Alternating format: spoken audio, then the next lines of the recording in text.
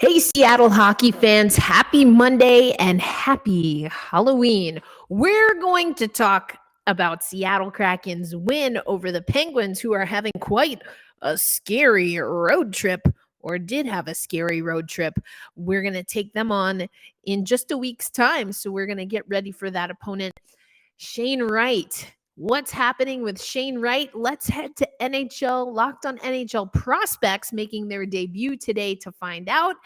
And I'll also let you know how you can watch the next two road games along with Locked on Kraken. That and more coming up on this episode of Locked on Kraken.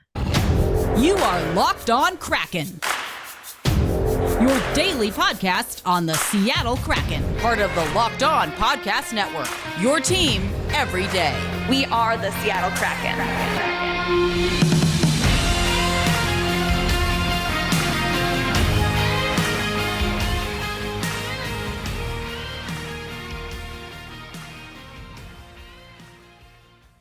Hey, what do you say, Seattle hockey fans? Welcome to another episode of Locked on Kraken. I am your host, Erica L. Ayala. Thank you, as always, for making Locked on Kraken your first listen of the day. We're coming to you a little bit later. I wanted to make sure the Seattle Kraken had practice today, and they did. So we're going to talk about that in the second segment. So the Seattle Kraken did have practice, and we're actually going to start there because we learned a few things after practice. Dave Hakstol is the only member of the media that, or the only member of the team, that spoke to the media. But he did talk about Philip Grubauer and essentially the rest of the goaltending core. We are going to be with Jones and Joey Daccord, Martin Jones, new father, we'll talk about that, and Joey Daccord for the foreseeable future. Dave Hakstol said that Philip Grubauer day to day. So just for those keeping track back at home, that means that our two netminders from last season both injured. So Martin Jones and Joey Daccord up from the AHL in an emergency capacity. They are our netminders. Now, Jones has been putting in a lot of time, but I do wonder how much we will see Martin Jones or Jordan Eberle, for that matter. First and foremost, congratulations to them and their families. Both welcomed children just before the puck dropped on this game against the Pittsburgh Penguins, where we got the 3-1 win. So congratulations to them. That being said, I know it's still not really a thing in men's sports. I would like it to be more of a thing, but I would imagine that at some point in time, it's completely understandable if Eberle and or Martin Jones want to take paternity leave. So we'll see how that shakes out. But Martin Jones, I believe, is going to be our netminder until the wheels fall off. I don't see Joey Daccord necessarily getting time in this stretch of games, and we'll look at the schedule and talk about that because tomorrow it's the Calgary Flames, and then on Thursday it's the Minnesota Wild. It would be nice to get Martin Jones some rest. That being said, this Seattle Kraken team still needs to win games, and when they did against Pittsburgh. Now, if you remember Friday's show, I was very upset with Vancouver. I didn't like how they played. I was listening to some of the Canadian guys over on Sports Net, and they were essentially saying that Vancouver played desperate, which is what we talked about on Friday. We knew they were desperate for a win. We had Justin Pooney, the host of Locked on Vancouver Canucks, on with us before that game. They were an absolute desperate team, and they played desperate. There was also a comment in Canadian media that maybe their manhood was challenged. Okay, sure. If that's what it requires for you to do your job, go for it, I guess. I don't know. I can't relate to that. I guess they were told to step up, and step up they did, because not only did they beat the Seattle Kraken, but they beat the Penguins. Don't like the first part. Totally okay with the second part. 5-1 Vancouver stomped on the Penguins. Then they come in battered and bruised into Climate Pledge Arena, and we give them the business. Now, it was a 3-1 score, but it really could have been 5-1. We had 2 goals disallowed, including Ryan Donato, Donnie Boy, getting on the board. You know, I was pissed about that. I was so pissed about that, but c'est la vie. What can we do? So that goal got disallowed. Let's take you over to NHL.com so you can see the stats and facts for this one. October 29th, I was dressed as Uma from Descendants. Had a nice little spin on it. If you follow at Locked on Kraken, posted some photos there. Face-off wins in favor of the Seattle Kraken, 52% to a 48% clip for the Penguins. Shots pretty much even. 33 shots up for the Penguins, 30 overall for the Seattle Kraken. Hits were dead even at 25 apiece. Blocks 16-14 in favor of the Pens. But the Pittsburgh Penguins got on the board first. Then it's Jordan Eberle. Dad power was really kind of the theme I saw a lot of people focusing on. Jordan Eberle. Matty Beniers. Oh, I adore Matty Beniers. And like I've said before, in the most platonic of ways, I feel so blessed that I get to see Matty Beniers in action. I see a lot of potential in him. I got to see him live play in Beijing on the Olympic team. I got to see him live at the Frozen Four with Michigan, and I have yet to see him live yet for the Seattle Kraken, but that's coming. I think he's a delight. But this play got started with Schwartzy on the forecheck. Love to see it.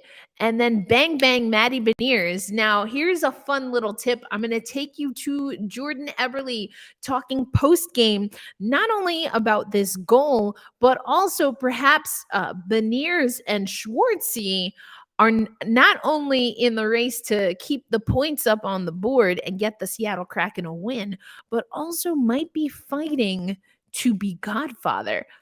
Let's hear what Eberle had to say post-game. It's a lot of emotions in the last 24 hours. How just managing everything that's gone on. Yeah, honestly, more so than anything, just the relief. I mean, we had been waiting for a while. I think my wife was 10 days overdue. So just more so just like, am I going to be here? Where are we going to be? That kind of thing. So more of the relief that I was here, that it happened. Obviously that she and the baby are healthy, and then kind of just switched gears into playing hockey. So it's always nice to be here for that. Earlier today, Beniers asked who the Godfather was, and he looked just as excited as you did after that goal. As you brought that topic back up. Yeah. No, I've been joking with Schwartz that he's the Godfather, but after that pass, I might have to switch it to Bernie. So, yeah, great play by obviously first off Schwartz getting on the forecheck, and then Bernie just to feed it over. So, after having, I think for our team, after having a couple goals disallowed, I think the resilience to just continue to go at it and find a way to win, that was big. So that line is buzzing. And speaking of lines, I'm going to talk about this a little bit later in the show, but I want to talk about the lines for this game. We had Beniers centering Schwartz on the left, Eberle on the right. Schwartzy had 2 points in this game. We'll get to that a little bit later. Then he had Burakovsky and Bjorkstrand centered by Wenberg, Yanni Gourde centering McCann and Tanev, and that left Geeky centering Donato and Daniel Sprong. And I wanted to talk about the roster and the lines. We'll get into the defensive pairings. I am going to talk more about the forward lines, because I think that goes into what we're going to talk about next on Locked on Kraken. Hockey night in Canada, just throwing some gasoline onto the fire here in Seattle regarding Shane Wright. The big question, is Shane Wright being utilized correctly? I know that the fan base is not happy with Dave Haxtell. I have certainly raised more eyebrows and have more questions. I'm not totally ready to say fire Haxtell yet. And I don't think that firing him because of the Beniers situation is not Beniers.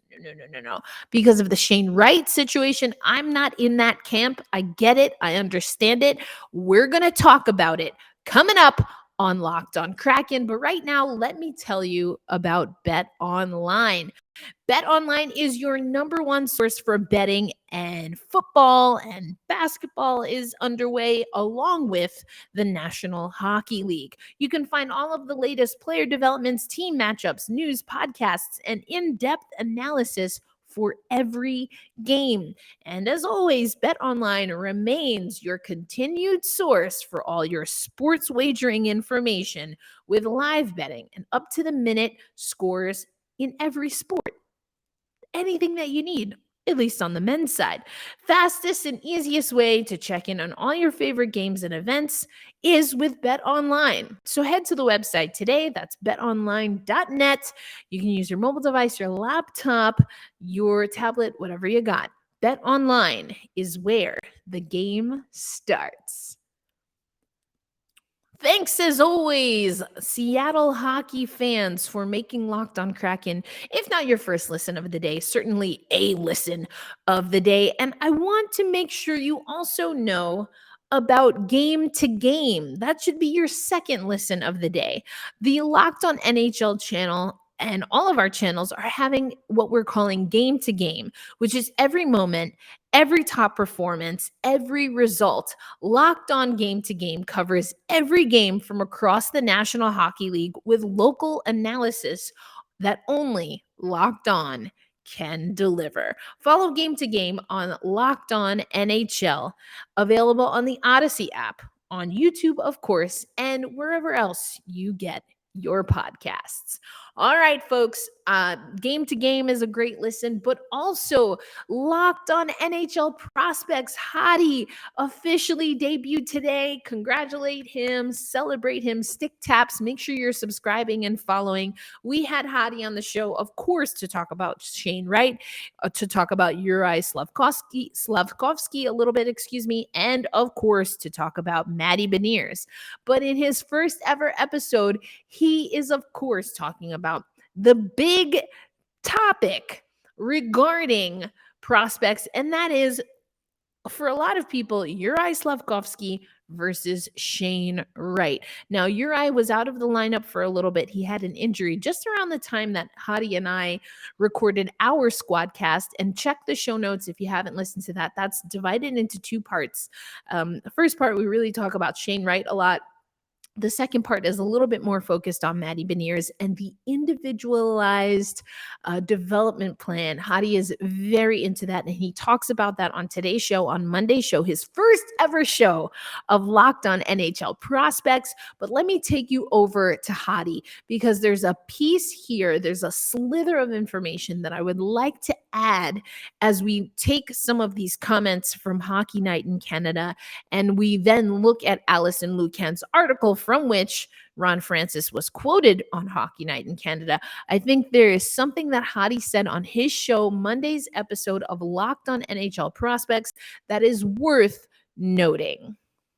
But meanwhile, Wright has been scratched for the third game in a row on Saturday. He's averaged 6 minutes and 51 seconds on the season when he does get in the lineup, and has one secondary assist in that time. What gives? Well, Dave Haxtell, I've watched a couple interviews. Dave Haxtell seems to be very much intent on developing consistent progress with Shane Wright. That's what he keeps mentioning in interviews when asked about Wright and his lack of playing time. Now, he doesn't really mention the specific things that he wants Wright to improve. There aren't specific areas. Now, what that leads me to believe is that they're expecting more from him out of practices, and they're expecting him to elevate his entire game. And that's something that usually happens with prospects. They often lack the high-end pace of play, the high-end pace pushing that you want at an NHL level. Their skill level's good, their processing's good, their understanding, their hockey sense, their vision might be good, but what's really missing in their case is just taking that entire package and elevating it to the NHL pace of play. Now, I'm guessing that's what they want from Wright, but there's no way to know because we aren't mentioning specifics on Dave Haxtell's side. Now, I talked about this with Erica L. Ayala, the wonderful host of our Locked on Kraken podcast. Wright won't necessarily be harmed too much by being scratched because the thing that Wright needs reps for, the thing that Wright needs 18, 20, 22, 23 minutes a night for is confidence, consistency in all three zones, high-end positioning, understanding of systems. All that stuff's already at an elite level with Shane Wright. It's not something that he's lacking, it's something that's very developed in his game. So in terms of his actual development on the ice, his improvement as a hockey player, I don't think he's going to be too harmed by the lack of ice time so far. I think what the Kraken are trying to do is find him good competition for his 9 games, so he can sort of be eased into the lineup. And then after 9 games, if they're playing him against weaker teams, playing him in favorable matchups, and he's still not panning out, then they'll probably send him down to the OHL. Again, his game's already mature, his hockey sense already high end, and those are the things that reps sort of favor or improve with time. So I'm not too worried in Wright's case. For me, a player like Juraj Slafkovsky would be much better off playing at a lower level, playing 18, 19, 20 minutes. So there you heard from Hadi. Again, listen to game on Locked On NHL, and then go listen to Locked On NHL Prospects, especially if you want to learn more about Juraj Slafkovsky and why the next draft is going to be the year of the W. Go check out Hadi's work. And of course, you can look at the show notes to listen to my conversation with Hadi on Locked On Kraken. Where are the wires crossed? Because according to Hockey Night in Canada, and again, I'm going to take you to Emerald City Hockey, but that's not what we're hearing. Says to Shane Wright of the Seattle Kraken. And, you know, this is a story where everybody involved seems to be frustrated. Shane Wright and the Seattle Kraken are playing against the Pittsburgh Penguins tonight, and Shane Wright is not playing. He's scratched for the 3rd time in a row. He's played 5 games. He averages 6 minutes and 51 seconds of ice time. General manager of the Kraken, Ron Francis, saying on their website, telling Allison Lucan that 6 to 7 minutes a night is, quote, not ideal. They want to get that up around the 10 or 12 minute mark. Kingston Frontenacs of the OHL, that's where he would be sent down if he goes. I don't think Ron Francis wants to do that. He wants to keep him for the season.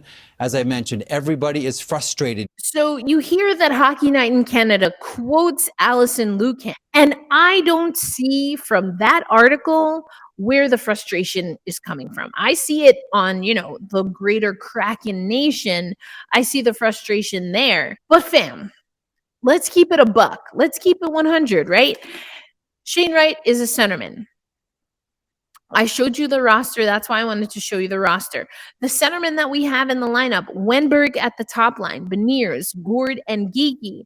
And Dave Haxtell said today during practice that probably going to see the same lines roll out. Here's what he had to say about Shane Wright in particular.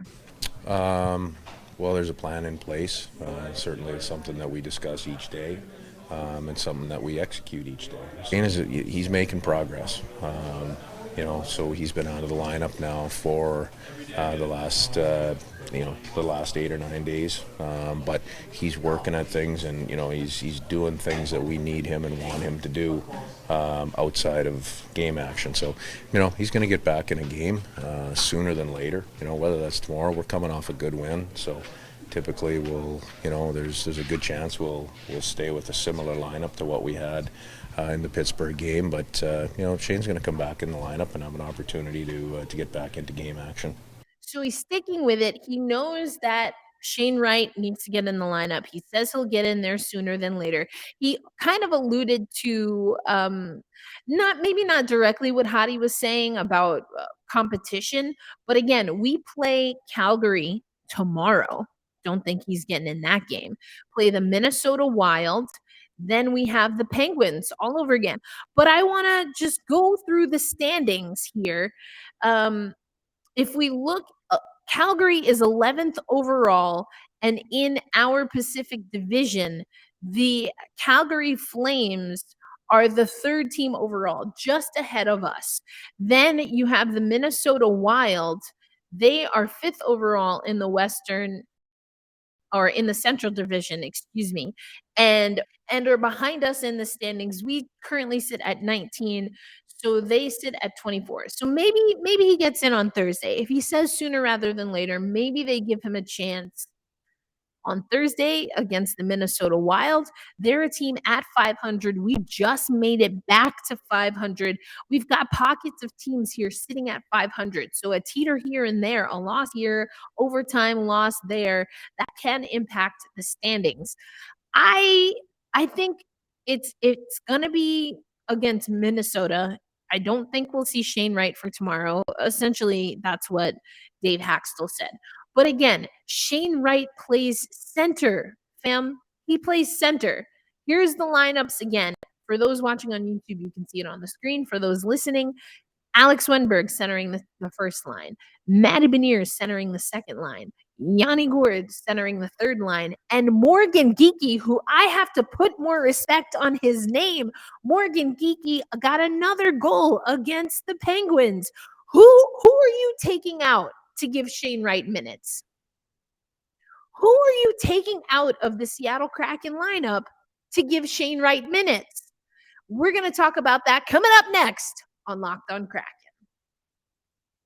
Thanks as always for making Locked on Kraken your first listen of the day. Now, as I was saying, who are you taking out of the game to give Shane Wright minutes? You've got Yanni Gourde is leading the team in faceoff percentage, 44.7% clip. Now, he only has 2 points, 2 assists, no goals so far. Beniers, 4 goals, 4 assists, is third overall at the centerman position in faceoff win percentage. He is also almost neck and neck with Wenberg with time on ice, both at a just over 138 minutes. Yanni Gourde at 127 minutes. Geekie at 56 minutes. Who are you taking out? Morgan Geekie has earned his spot. So then you have to play Shane Wright out of position. How is that developing him? Who's coming out of the lineup, fam, for Shane Wright? Unless it's a maintenance day or rest day, I don't want any of these centermen coming out. Wenberg with Bjorkstrand and Burakovsky, that's our top line. Wenberg is due. No. Beniers, absolutely the heck not. Yanni Gourde, if you want to dangle a carrot, maybe you give him time. We know he took a personal day. And then there's Geekie right now. And you know how I feel about Geekie, especially compared to Ryan Donato. I don't like how they did my boy Donato, but you got to call a spade. And Geekie's playing his heart out right now. So where, pray tell, are we supposed to get minutes for Shane Wright? Riddle me that. And so I want to take you now to Alison Lukan's article, which I think was misrepresented in a big way by Hockey Night in Canada and Jeff Marek. Here's what Alison Lukan wrote. I love it. It's called The Right Way. And here's what she had to say, talking to Shane, talking to his mother, Tanya, and talking to his father, Simon, as well as talking to Dave Haxtell and Ron Francis. The thing that I like that Hadi mentioned, and that is reinforced, just like I've been saying, Shane Wright is 18 years old. Here's what Ron Francis told Alison Lukan, quote, everybody saw where Wright was ranked the last 3 years. You saw what happened at the draft, and everybody is probably of the mindset he's going to come in and light the league on fire. And it's going to be easy for him. But the NHL is a good league. It's tough to do that. I would say enjoy the process with him. He's a terrific kid, and he's going to be a great player for us for a long time. It's just a matter of making sure we manage that the right way. And so we also see in this article, as it was picked up by Hockey Night in Canada, that Ron Francis does say that his ice time right now is not ideal. He said that. That said, Shane's parents are not too worried about it. They think the adjustments off of the ice. His mother, Tanya, describes him and his sister, Maddie, as very, very independent, but says the kid's still learning how to do his laundry, how to physically do his laundry, but then also where to do his laundry, where to spend his time away from the rink. These are all big adjustments that he's doing off of the ice. And another thing that Shane's father said, is that he sees the big difference between where his son was playing last time and where he's playing now. Shane's father, Simon, says, everybody tell you know what? The NHL is a different level and you have to earn it. And now I get it. Simon Wright said, now that I've watched some NHL games in person, the gap and the caliber of hockey between the NHL and CHL is a lot more significant. It's so much more significant than I ever thought. Just the caliber of hockey. And I'm thinking to myself, holy crap, my 18-year-old son is playing with these guys. That's what his dad is saying. His mom is saying he's still getting acclimated to learning how to do his laundry and figuring out how to get around Seattle without his own car. And his dad's like, holy crap, these guys, I'm obviously being a little bit dramatic, but like these guys, these men are playing with my 18-year-old son. This is what Ron Francis had to say. It comes down to the player himself, the organization that he's in, and what you're trying to do, Francis said. Do we help that develop more by keeping him here and working with him? And by January, do we have a better player than we had in October? I hope so. And by April, that we have a better player than we had in January. I hope so again. But right now, the player that you see at 18 years old is not the player that you're going to see at 23 years old, says Ron Francis. And this is what Shane's father says in closing the article from Allison Lucan. I have trust in the entire organization, Simon said, whether that's ownership through to Ron Francis, to the coaching staff, and then through all the support staff. We've had countless interactions with different individuals throughout the organization at different levels, and it's all been unbelievable. Just even having simple conversations with Shane and what his thoughts are. We have nothing but faith, trust, and belief in the Kraken organization. That's what Allison Lucan is reporting. So in short, fam, I'm going to stick with what I've been saying. Let's just stay the course. Let's hold fast. Let's stay true. Would I like to personally have a more detailed description of the development plan, all of the D's? I like alliteration. I like defense. You know I was going to do that, right? I like the defense. I would like more, yes. It seems as though the Wright family and the Seattle Kraken organization are on the same page. I don't know where this is coming from Hockey Night in Canada. I honestly don't. So unless somebody's lying somewhere or someone's reading into tea leaves that aren't there. I didn't mean to rhyme, but when it comes, you got to go with it. I don't know what's going on. I know for my money, who are we taking out of the lineup to put Shane Wright in when we have to win games? And yeah, we got a good win against Pittsburgh. We'll see them again on Saturday. But this is not a consistent team. We're not a consistent team yet. And so I know you might not like it for your narratives. Yuri Slafkovsky's already got 2 goals. But this is about the long game. You heard what Hadi said. Uri might go down. He needs more time to develop. If you listen to what he said on Locked On Kraken, and if you listen to what he said on his first ever episode of Locked On NHL Prospects, my man is a puck watcher. He's a puck watcher. He has great potential, and I was high on Uri. I really was, and I still am. But when it comes to the finite details, according to our in-house expert, Shane Wright has a more cognitive approach, and he just needs time to adjust to the system. But as I've said before, the Seattle Kraken are adjusting to their system. How are you going to put a young buck in where everything else is there. He just needs to get the system down. You're going to put him on the ice with a team that until and we still don't know, right? It was a good game against the Penguins. Until I see that 2, 3, 4, 5 games consistently.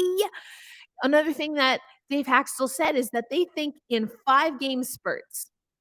If I can see 5 games where they show consistency across the board in the impact areas, then let's give Shane his time, regardless of the opponent. Give him his time, because I do agree with Hadi. I do agree that it doesn't, or I do agree with Jeff that it doesn't sound like the Seattle Kraken want to send Shane back down, which is why Shane Wright has been a healthy scratch. I think it's going to get exhausting to keep having this conversation on him being a healthy scratch.